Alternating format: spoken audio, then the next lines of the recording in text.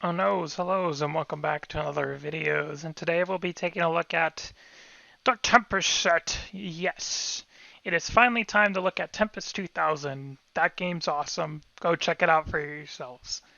Alright, but anyways, back to the top 10. So this was an interesting set. Basically a lot of freaking broken power crap, but they were all undercosted. And we'll get to see why these cards were powerful, and we'll get to see some of the cards that actually had rule changes to add it to them to make them weaker. So we'll see that too, and we'll go over the history of that. So anyways, let's just go right into the set, because I know you guys are all wanting to see all these broken cards. I know I am. I'm being sarcastic, by the way. But yeah, let's go into number 10. And number 10 is Curse Scroll. Yes. Curse Scroll. So, Curse Scroll, why is this card on this list? Why'd you put this card on this list? I'm already reading it. It's terrible. Well, 1 mana artifact, tap it for 3, name a card. Target opponent chooses a card at random from your hand. If he or she chooses the name card, Curse Scroll deals 2 damage to that creature or player. So, why was this card on this list? Why was it busted? Why is it on the list at all? Well, I'll give you one reason. That was mono red. And why I say mono red is because mono red would usually not have a finisher. So this would be kind of the finisher for them. Mono red in the early days ran this card because it finished off people if they didn't really have a card in their hand. So basically, if you had no cards in your hand, this is just 2 free damage because technically it says name a card, uh, and they choose a card at random. And okay, right now I'm reading this and it's kind of weird. Target opponent chooses a card at random from your hand. If she or she uses the name card, Curse Scroll deals 2 damage. Okay, what? That's kind of weird. Oh, I guess it's choose a card. Oh, I get it. Okay, so you can usually name a mountain. Oh, all right. So then you usually name mountain, and they'll instantly deal 2 damage. So this was played in red deck wins only for that reason, because most of the time, got land screwed. So basically, you can tap this for 3. Mountain, they choose it, and it's usually the chosen card name, so they just deal 2 damage to them. Or if there's a creature on the board, just deal 2 damage to that. That's why this card was heavily played in the standard of its time, and that's why Red Deck Wins is still pretty dominant. But it doesn't have this card. And I wish, Mono Red would kind of cool down a little bit. Just cool down a little bit. Alright, but instead of cooling down, why does every creature cool down? Because number 9 is Humility. Humility looks like a funny card, but I'll read it for you because it's pretty freaking broken. So 2 white for an enchantment, and each creature loses all abilities and is a 1/1 creature. Yes, loses all abilities and is a 1/1 creature. So why did I put this on number 9? Well, I only put it because of the effect of the card, but mostly because it's played in Commander, and its solid score is really high because that's also what I accounted for. But mostly because of the ability. The ability, I think, is just so stupid because you could just, I mean, if you had like those plague type of cards, no one could play creatures because once they play a creature, it dies. So it's kind of like lethal vapors in a way. That's kind of messed up, actually. But yeah, this card was just really, really brutal, and it's not even banned in Commander. I think it's a powerful card. I mean, the skeleton and dragon think so too. I mean, the dragon's saying, no way, I'm not doing this anymore. So I would be the same way, honestly. And yeah, that's why it was broken. And speaking of 1/1s, we have number 8 as a 1/1, and it's Mog Fanatic. Yes, really good Gobbo, because I'll read it. It's 1 red for a Gobbo, and sacrifice Mog Fanatic. Mog Fanatic deals 1 damage to target creature or player. So kind of like that Firecracker Monkey from Ixalan. Except I would think it's better, but you be the judge of that. So yeah, so why was this card so good? Well, there was a rule change where damage used to be on the stack. So what people would do is run this in a Goblins deck or a Red Deck Wins deck, and basically play this as what it said. So when you sacrifice it, you'll deal 1 damage to a creature or player. The problem is that damage was on the stack. So what you can do with this card is block a creature, whether that be a 2/2, and they dealt damage to each other. And blocks happened, and the damage was assigned, but it was on the stack. So in response to it being on the stack, you can sacrifice this and deal the last point of damage to the creature. And this creature would kill 2/2s out of nowhere. And people didn't even like swinging with their 2/2s if they saw this, because they would know they would just trade and they would die. And that's when a rule change said that damage was no longer to stack, and this card got weaker. Although it is still played in red deck wins, I believe in Pauper, but I think it's also played in red deck wins in other formats as well. I'm pretty sure it's played in like Goblins in Legacy, I'm pretty sure. But who knows? I mean, Mog Fanatic was kind of a interesting card, and honestly, I give it number 8 because of the history of this card and why the rules had to change. I think that's why. Alright, and let's move on to number 7, and we'll go on to the more of the history, but not really. It's still current in this day, because number 7, we have Grindstone. So, you probably have heard of this. It's a 1-mana artifact for tap 3. Target player puts the top 2 cards of his or her library into his or her graveyard. If both cards share a color, repeat this process. So, this card was actually really, really good, because they had a card called Painter's Servant. So what this basically did is created an endless loop, so a combo. And this combo would mill the player, all of the cards that the player had.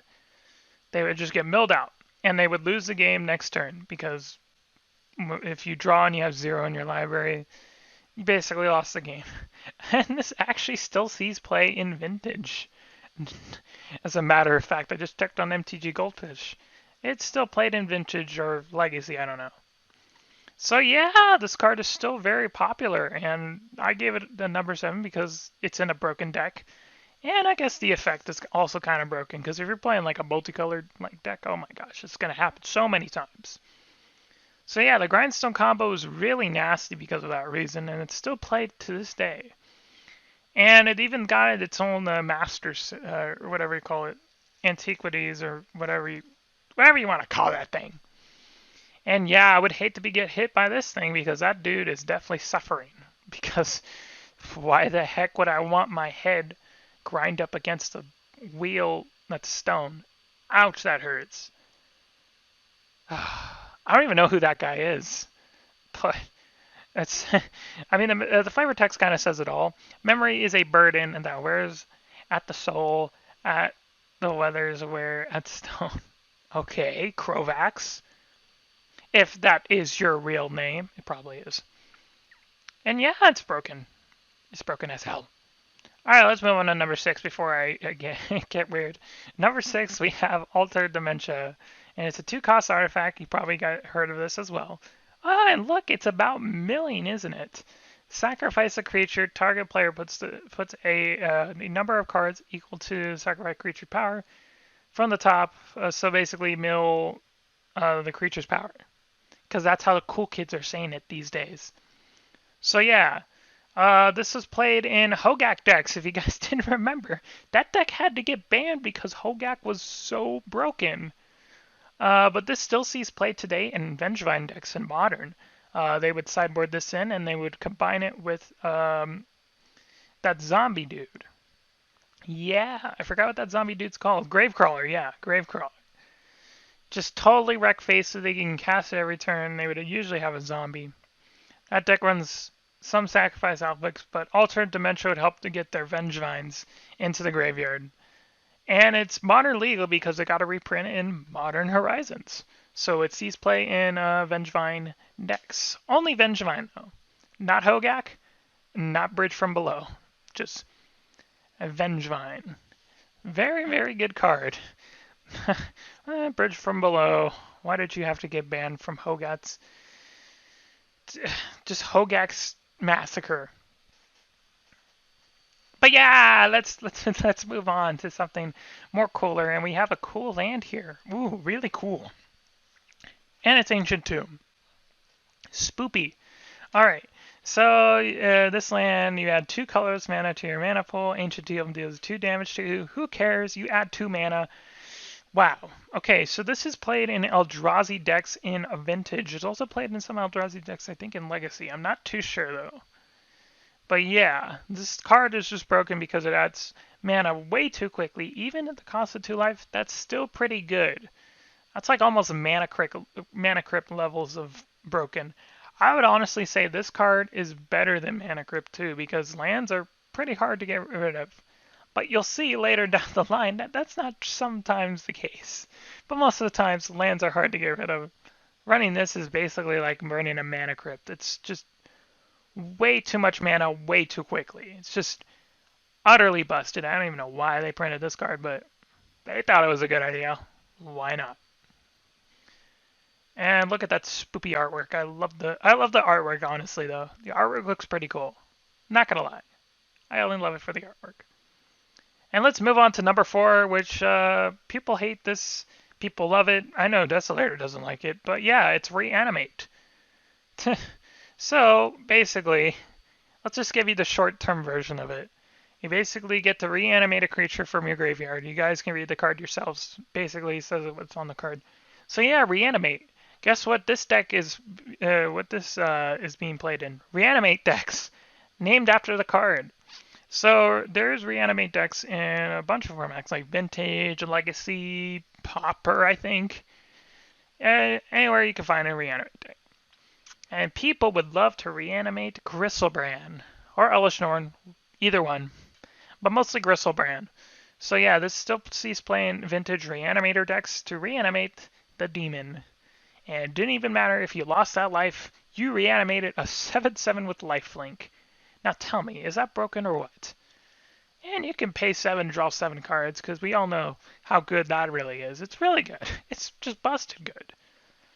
So yeah, just reanimate, simple card, and I don't know why they wanted to print this.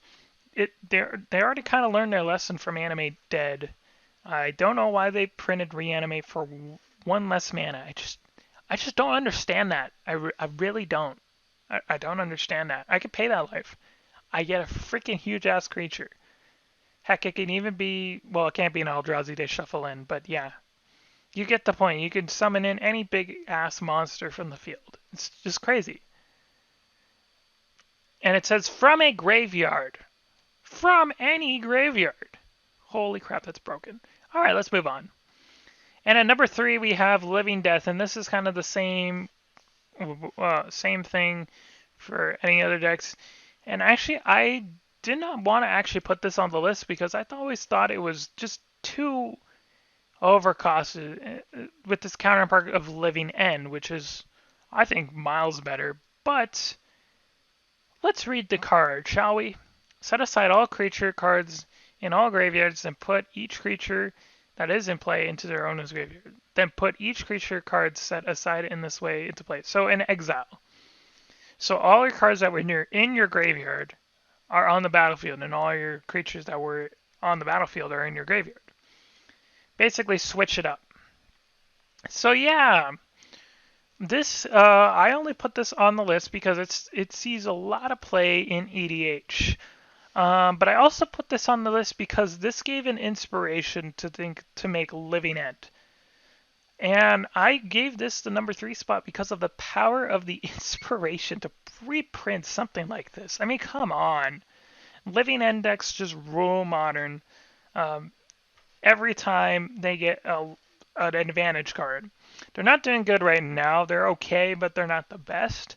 But Living End still sees play in Modern. And I gave it number 3 because not to the power of what the meta is, but what the power of cards can do to other cards. Because some cards offer inspiration to reprint those cards. And I give it the power of voice, not the power of effect, but voice of what the card basically inspires other cards to be like.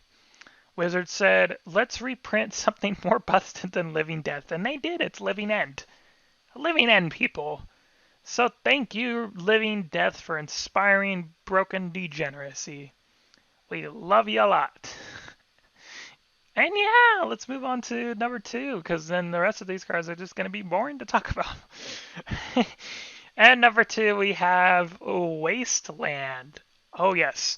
And actually, I love this card. This is a fair version of Strip Mine, because this basically says add 1 colorless to your mana pool, but you can also play the other effect of sacrifice Wasteland, destroy target non-basic land. So this sees play in Legacy everywhere. Everywhere in Legacy you will find a Wasteland, because there are some problematic lands in Legacy, like Thespian Stage, copying freaking Dark Depths, or just Dark Depths in general. I would like just kill that thing. But most people get rid of Thespian Stage. They would also get rid of any problematic non-basic lands, whether that be an Ancient Tomb, an Eldrazi Temple, any of those busted lands. They just get rid of them. They honestly just get the hell out of here, basically. And I actually love this card. This is actually one of my favorite lands of all time in Magic. And I put this at number 2. You cruel human being. This is your favorite card. Why'd you put it at number 2? Well, there's another card I think that's more broken than this. And I honestly love this card. I try to put it in every one of my EDH decks, because I think it's a fair free destroy card. I mean, sure, you destroyed a non-basic land, but they should play some basics, you boy. Come on. Was it back to basics? Gotta back to basics, you bitch. But yeah, love this card today. It's one of my favorite lands of all time. And yeah, can't believe it's in Tempest. I didn't know that, actually. I thought it was in the other set, but I guess it wasn't. So yeah, let's move on to number 1, and you guys are gonna hate this card. It is Lotus Petal. Here we go again with the 0 mana artifacts ruining the game. But yeah, this was just broken when it released, because people didn't think of the power of this card. It's basically Black Lotus, but 1/3 of it. Sacrifice Lotus Petal, add 1 mana of any color to your mana pool. Simple as that. So it's basically a mini Black Lotus. But the problem with this deck was it was played in test decks. What does test stand for? Since I keep saying it on videos, I'll actually pronounce it for you. It stands for the Epic Storm. And basically what this deck tries to win with is either Grapeshot or Tendrils of Agony. Now most people have been going with Tendrils of Agony this day, because black has been dominant in Legacy and Vintage. So test people run this to get their storm count up, because it's basically free mana for 0. And they would cast Tendrils of Agony and drain the opponent out and just kill him on the spot. This deck can win on turn 2 or 3. This deck was pretty quick and very reliable, because of all the broken cards they printed. Lion's Eye Diamond. But yeah, they would also run Yawgmoth's Will to recast this a bunch and storm off for the win and cast your stupid storm card. But yeah, even without that, 0 mana for 1, I think, is still broken. And you can add 1 mana of any color. I mean, come on. They should have just added a restriction on it and maybe just make it colorless. But no, colored. Just any color. 1 mana of any color. Pretty brutal. And yeah, that's going to do it for Tempest. So I thought it was a broken set and inspired just a bunch of cards to be broken. And I kind of absolutely hated it. But anyways, guys, that's going to do it for this top 10 of Tempest. So I hope you guys have a wonderful rest of day or night. And I'll see you guys in the next video or stream. Bye. And peace.